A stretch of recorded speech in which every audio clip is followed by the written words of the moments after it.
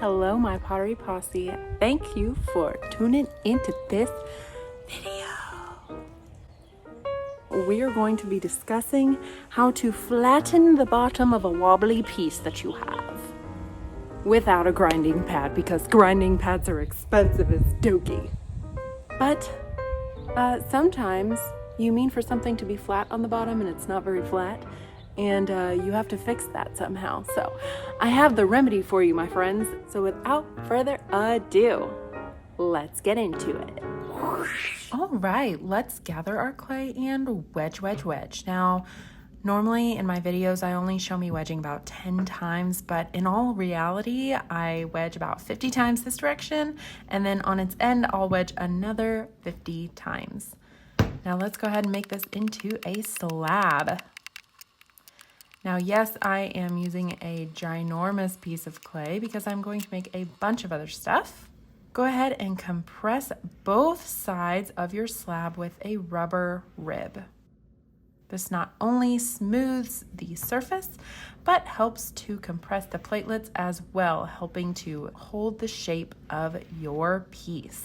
My base is going to be Texas. I actually am using a cookie cutter. Cookie cutters are such a wonderful tool to use for slab made pieces. I'm going to do a couple of them that are actually just plain.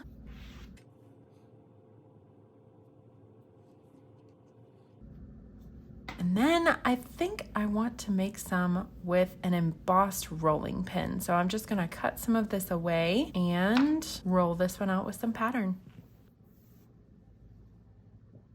Don't forget to use your cornstarch or baby powder so that your embossed rolling pin does not stick to the clay or the clay sticks to it. I just figured I would go ahead and cut off the excess here. And since my table is a little bit damp, I'm gonna go ahead and put some baby powder on the table as well.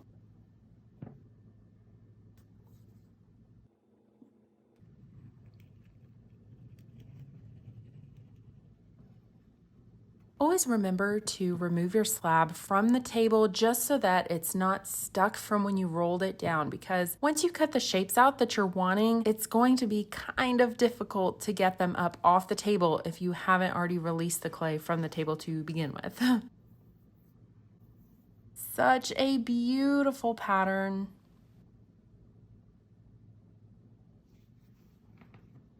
I cannot decide how I want to do this. Make up your mind. Okay, clearing the excess away, we now have 4 little Texases.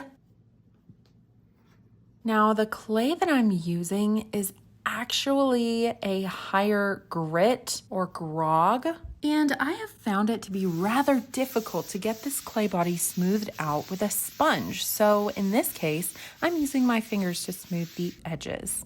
You see, grog is simply the amount of non-plastic components that are in the clay body. It's usually bits of high-fired clay that are ground down or a silica sand that's added.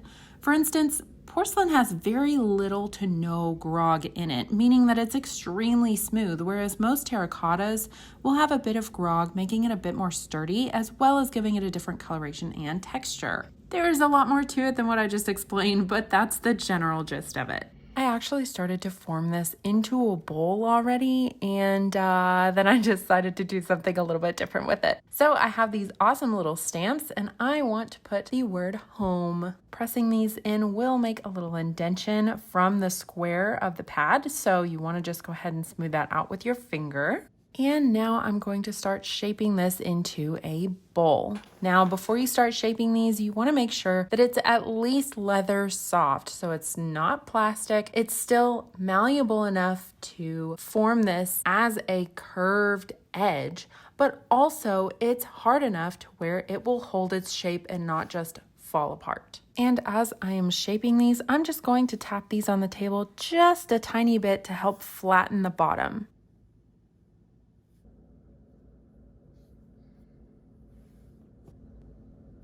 Now this one with the little cactus I actually made a little while ago, and it actually is the inspiration for this video. You see that wobble? It's not great. Before we fire anything, we can always fix the bottom of a wobbly piece. So let's grab our water and sponge And we're gonna put it on the table.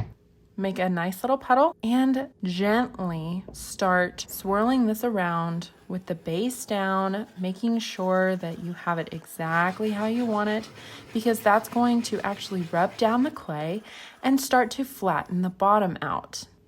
When you do this, you want to make sure that you are using some kind of wooden surface, and that way your piece does not stick to the table. Now, if you do leave this in the puddle and the puddle starts to soak into the clay and you're not moving it around at all, it will stick to the table just like this.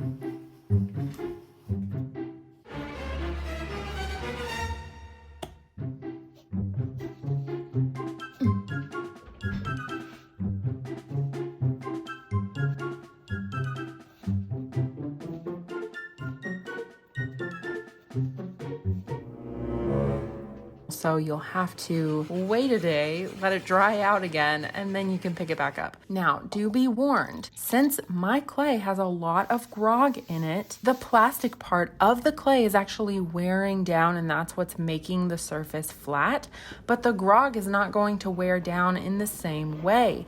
So you'll see that I have bits of grog stuck to the bottom. So what I'm gonna do is just go ahead and scrape off that grog and smooth out the bottom once again. Another thing to note if you are using a high grog clay body is that if you're doing this technique, it can wear down the surface of your table, because remember, it is sand and little tiny bits of fired clay. So it might rough up the surface of your table. So be aware of that. Here you can see the collection of that grog on the bottom, and smoothing it out with my finger doesn't really help because the plastic part of that clay has already moved out of the way.